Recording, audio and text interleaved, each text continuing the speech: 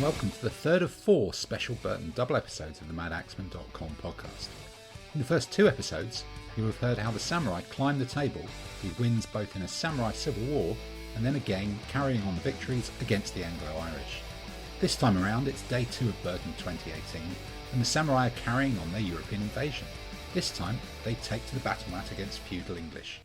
The podcast also contains yet more hipster beer themed chat, and most important part of the whole 4-part special coming up too, an in-depth and insightful review of Asda's Curry in a Box. So, whatever format or device you're streaming, listening, or even watching this podcast through, sit back as we crack open some tinnies, chow down on the korma, and invite you to join us enjoying both the battle and the banter.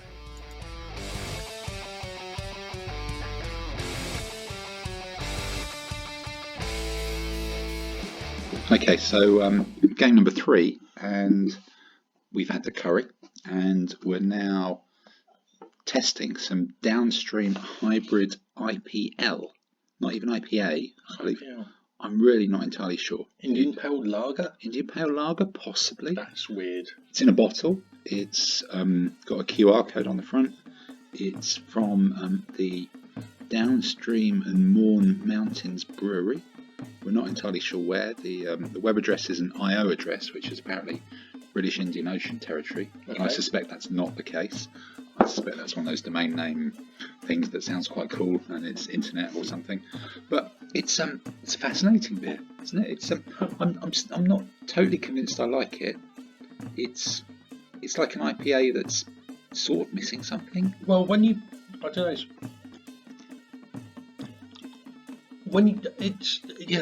initially the taste is quite lagery. Yeah. And then there's a really hoppy aftertaste kick, which...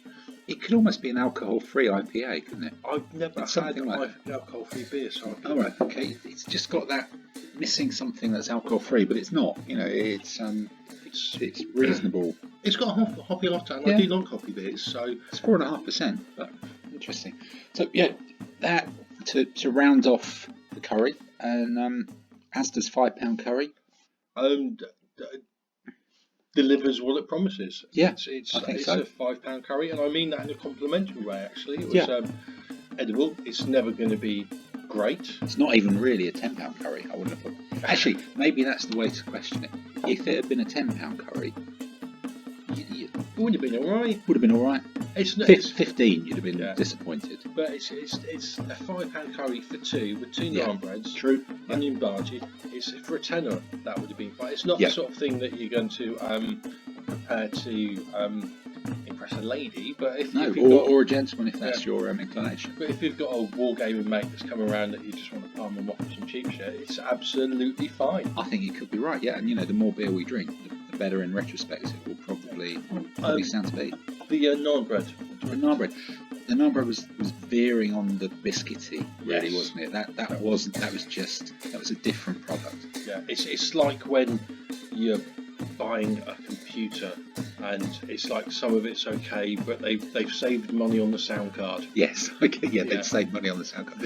I think we also probably did ourselves somewhat of a disservice by accidentally picking up the chicken korma and the chicken meh, I think it was, or masala, rather than the jalfrezi and the kick-ass one. Yeah. Because then you get a bit more oomph to curryish, because that's quite easy to do, because chilies, you put them in, there you go.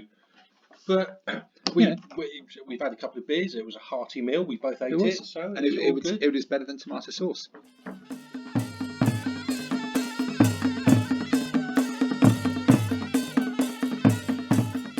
Carried that with onto game 3. Game 3, and surprisingly top of the table. And we'd had a curry the night before in the classic next to what's that pub called in Burton? The tiny one, Cooper's. Cooper's. Next to Cooper's, bring your own beer in. Same curry house as last time. Same curry house last time. Same good curry. Yep, good curry. Very very solid. Lovely. Very parky by the time we got back.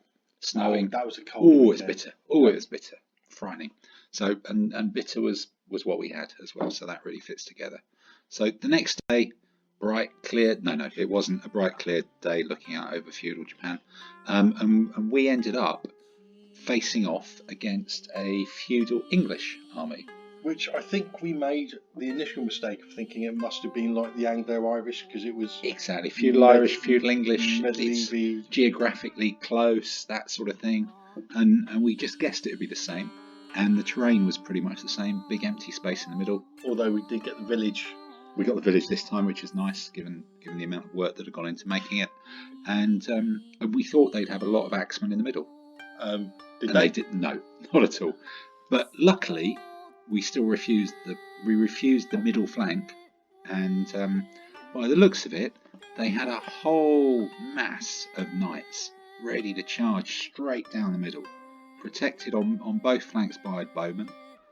Bit more solid on their right than last time, so the people facing you are a bit more numerous. But still gaps. And a lot of bowmen on my flank. And I think this time we've gone back to deployment number 1. So starting right to left into the village, we were putting the warrior monks. They like it in the village. They love it in the village. That's what they do. A little bit of shopping, possibly. They'll go for a coffee, go for some sort of Japanese-based Starbucks Listen thing. to one hand clapping. Hand clapping. Yep. And then in the middle, our usual block of 4 heavy infantry surrounded by some bowmen. Big bit of a gap. Then your guys going into that slightly unappealing looking watery field, and I presume your cavalry slightly out of shot to the left. Indeed, and even that gap, it's got the mediocre spears pointing at it, and they can quite happily and quickly gallop up there if needed. Actually, this downstream is sipping it. Yeah, it's growing on me. Maybe it's getting the Asda curry out of the mouth is a good one. So the bowman, this is on my flank. Just look how much. That's 1, 2, 3, 4, 5 units of bowmen, some javelin men. That's all squishy stuff facing me. Very, very squishy. And that one, possibly they were unreliable, or possibly not. We're not entirely sure. Wouldn't really have worried us. So I can go back up, yep, and let's try and give an idea of what our plan was. What was our plan? Looking at the helicopter shot. Okay. Wasn't it the same as every other game? Yeah, that sums up quite well, doesn't it? Don't fight in the middle, collapse the left, and wing it slowly. Wing it from there. I thought these bowmen were a pretty squishy target, and I could actually drive through the village with a bit of luck. Let's see how that works out. Let's see how that works out. So, look at this. This is a huge gap in the middle. This must have been my command. So, I felt that over to the left, you had a much better opportunity of running over these bowmen and whatever they were, javelin men, than I did of trying to stand up to a huge wall of knights with an insecure flank on my left. I would concur with that. Yeah. So I lent you a couple of bowmen, or possibly the swordsmen. They drifted off to the left, and the rest of my command drifted off to the right, which effectively moved the gap from between your command and mine to right in the middle of mine. Fine. What could possibly go wrong? Nothing could possibly go wrong. Nothing could possibly go wrong that trick. And it left a bit of an open goal for the knights to charge into that big hole, and there's plenty of open goals to choose from. Now, another great view of the wall. What a view of the wall. This is what the weekend was all about, really. The warrior monks into the village, pushing forwards. There are some cavalry backing up their bowmen and their javelin men, but this is still a very solid unit of samurai and warrior monks, and I think I was still thinking I could probably just run at these people and just give it a go. But then again, how did that work out for you? Well, we'll find out in a while.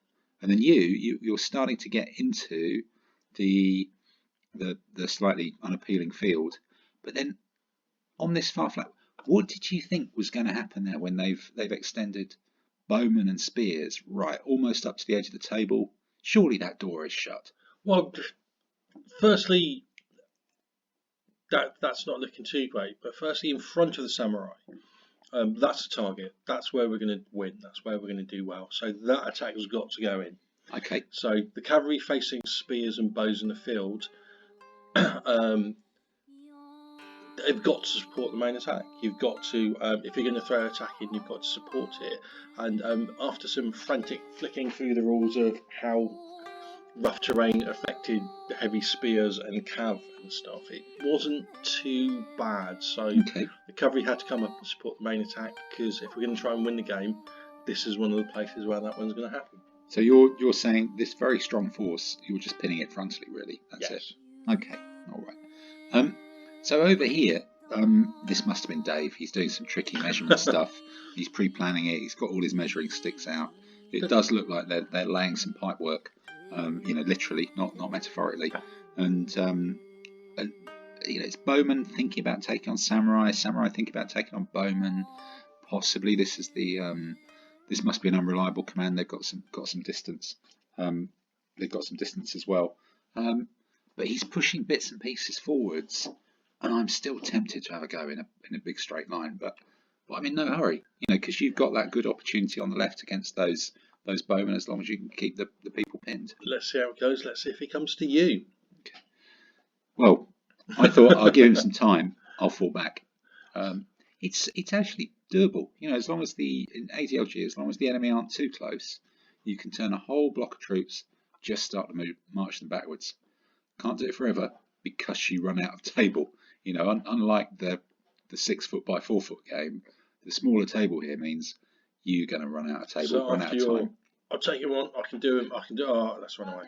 Well, it's tricky. You say about going forwards and then coming back, but possibly what I was doing was something so sophisticated I'd even convince myself that's what I was going to do. The brave Sir Robin. And once I'd convinced myself, it was inevitable that I would also be able to convince the enemy that that's what I was going to do. So I drew them on and then changed my own mind and caught them completely on the hop. But or also maybe the other way is saying, in the photo on the website, you get a great view of the front of the troops. That's good. You don't actually really know what you're doing here, do I haven't you? got a clue. I'm just faffing around. I'm just drawing them in to their doom. So you here, talking about not knowing what you're doing, this is your cavalry lining themselves up for a rapid advance towards infantry in rough terrain. What could possibly go wrong? What could possibly go wrong? Had you actually read the rules by here, or were you just thinking, actually, were you thinking, here is an opportunity, or were you thinking, look, I've just got to support the samurai advance because they'll probably win? Well, I was thinking two things. First of all, is the samurai advance that's the good attack, so it needs to be supported. And this we had just got to the point where I'm getting close to that field, where I was thinking, I can't be asked to read the rules. I'll just ask Tim what the rules are about fighting in the rough, and you looked at the rules for me and told me. Okay, that's good. So, would you say you were playing the rules, or were you playing what you might call the meta game, that proper tactics of pin them, push there, or were you thinking, this works from a game mechanics point of view? Well, I think explain the meta tactics of this is where we're going to bring push there, but reading the rules to see how the fight might work out ain't cheating. No, I suppose it's not. It's not. Completely forgot.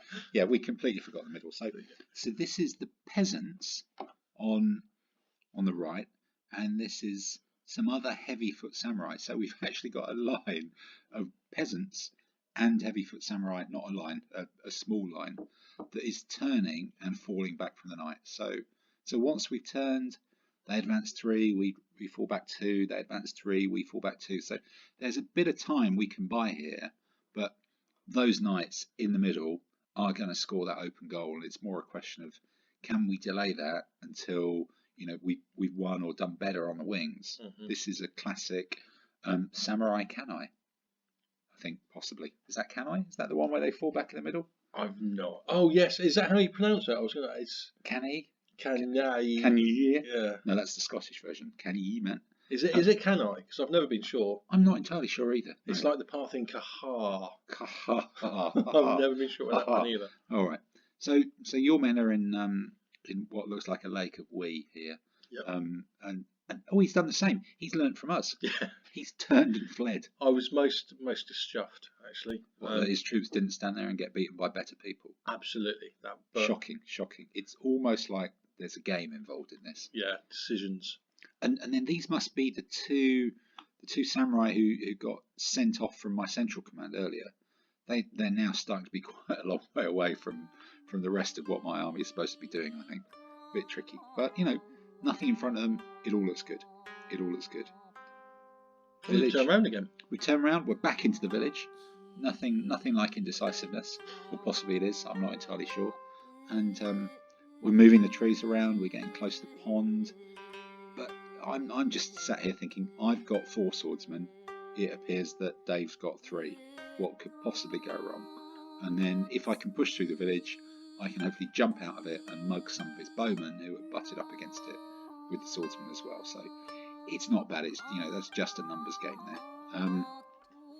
That's not looking good at all. Although these are our chaps up here, aren't they? They are, yeah. Actually, so this is actually it. So we have fallen back in the middle with the heavy foot. The knights are coming forwards because that's sort of what they do. They're pretty unmanoeuvrable. They're impetuous. Once they're in charge range, they take 3 pips to do anything other than chug forwards. And it is going to be tough for them to advance into this Valley of Doom without exposing their flanks. So, it is the most obvious tactic. The only clever thing about it is how you pronounce it. Ha-hi. But it's sort of working. And, I'm looking at this picture myself thinking 4 heavy foot in the middle.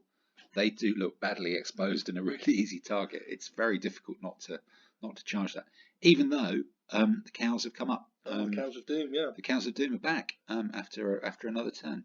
So here's you on that left flank. You're out of the field of wheat. Yeah. He's turned around to start shooting at me, and then his field's quite interesting because he's got 1 unit spear heavy foot not in the field, and then some in the field.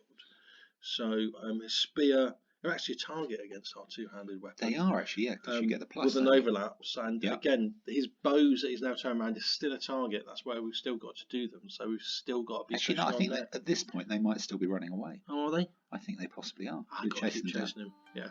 And so here you've got in the field at the extremity of the table, he's got 2 units of bowmen. But you're sat there with 1, 2, 3, 4, I presume 5 units of cavalry, because that was a block of 5. Oh no, the yellow one's there. Yeah. You've got 4 units of cavalry against 2 bowmen. Bowmen are good, but I only shoot 2 inches against his 4.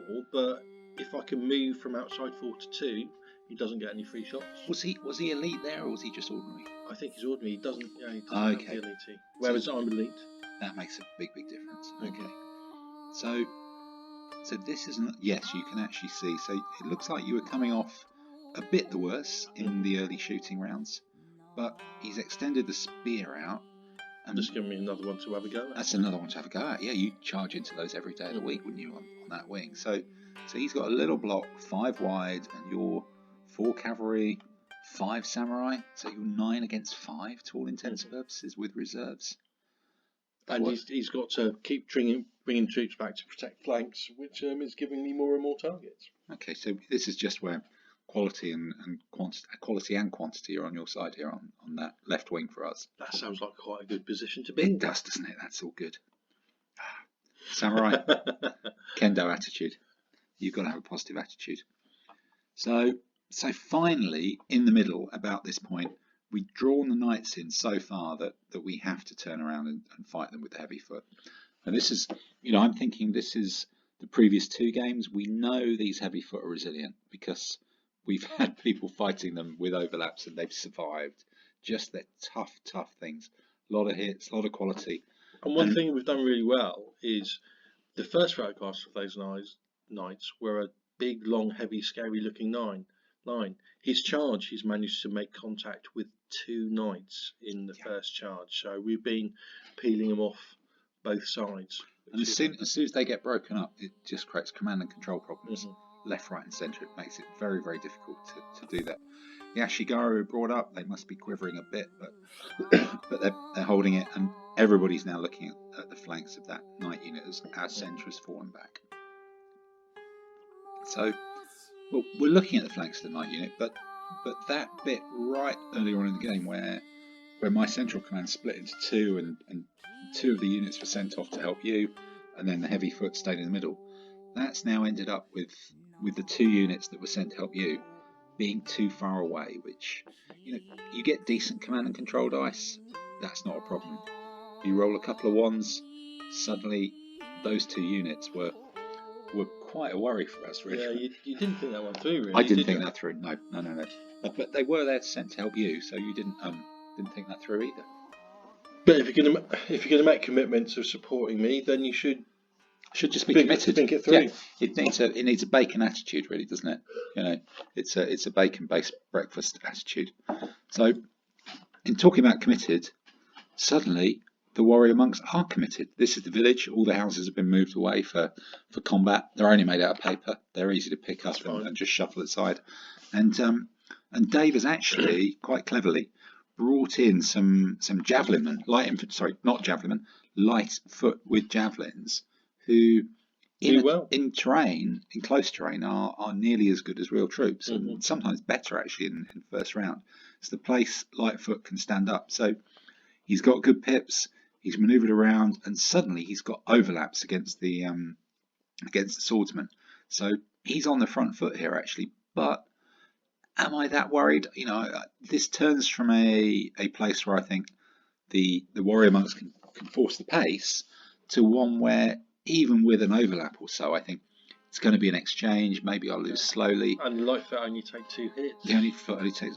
But more importantly, the longer this fight in the village on my right flank goes on, the more time I have to get into the bowmen who are sat here, who are the super squishy target. And in this gap, I've got proper samurai outside the village who now can race forward.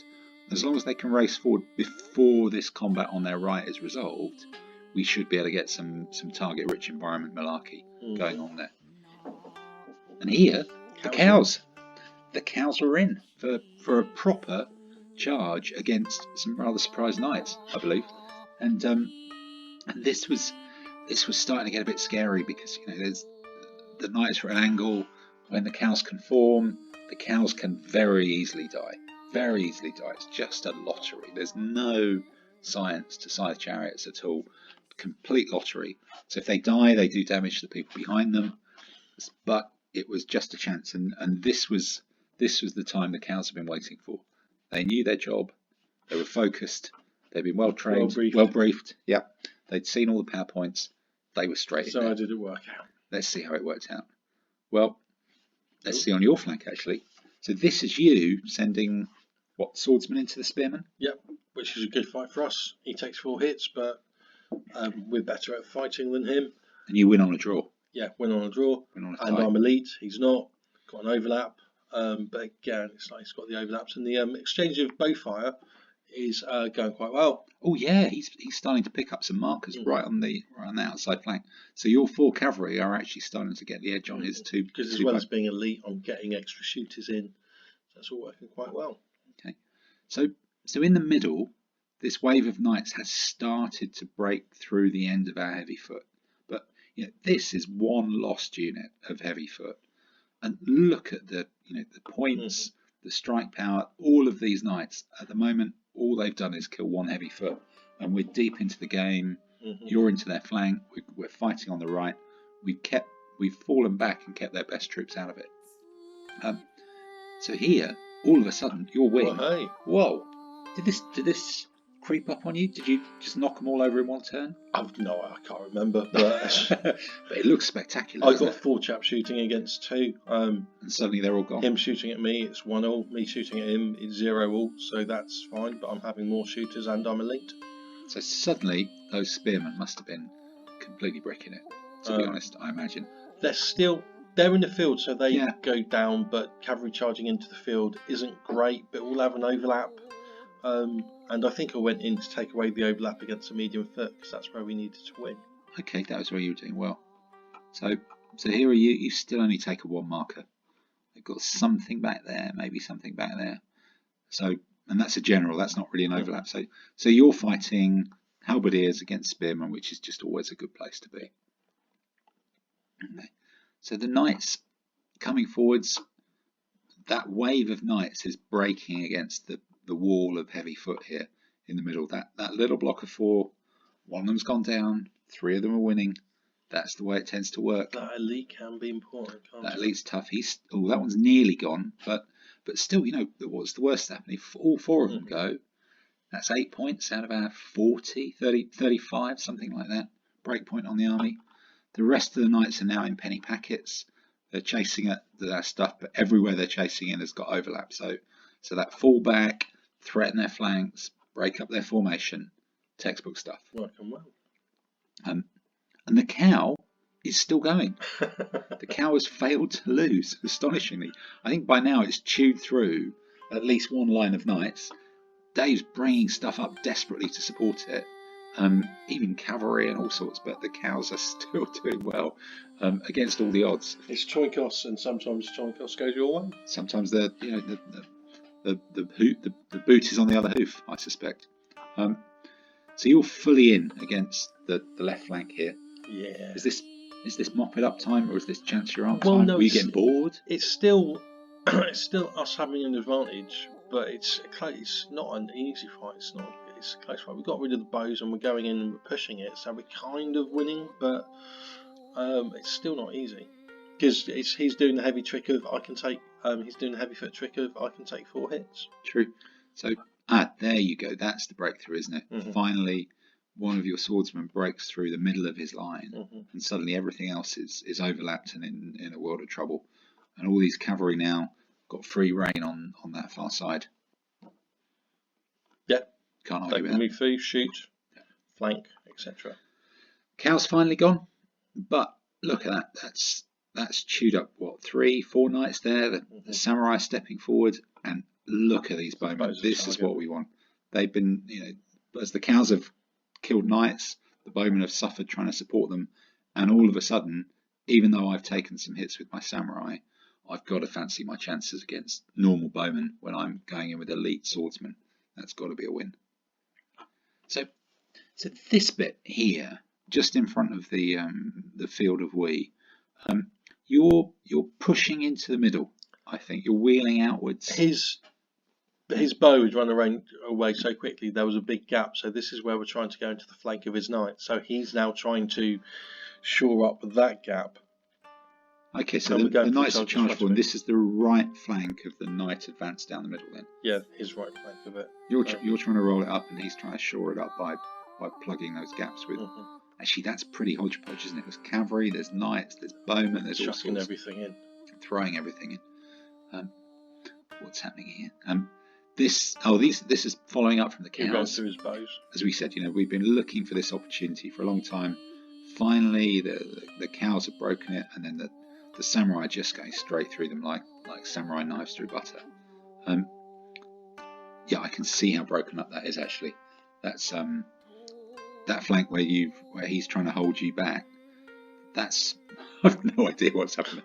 I think we're slowly winning. We're slowly chopping it up. It's just a breakdown, isn't it? It's the battle's becoming more complex as casualties mount. And then that must have been it, my lord. So that's wow. So maybe there's just sheer weight of numbers. Yeah, both flanks. You took some casualties on this flank. I took some on our flank. On my flank, that's the army. And we got there, and then it's done. So another surprising result. In fact, 3. And that was enough time, if I remember correctly, to get away early enough to actually have a proper Sunday lunch. And it was a nice Sunday lunch. It was actually a really good Sunday lunch. Great Yorkshire puddings, nice pint with it. Nothing to dislike. You gotta love Burton. You gotta love Burton, haven't you? Yeah.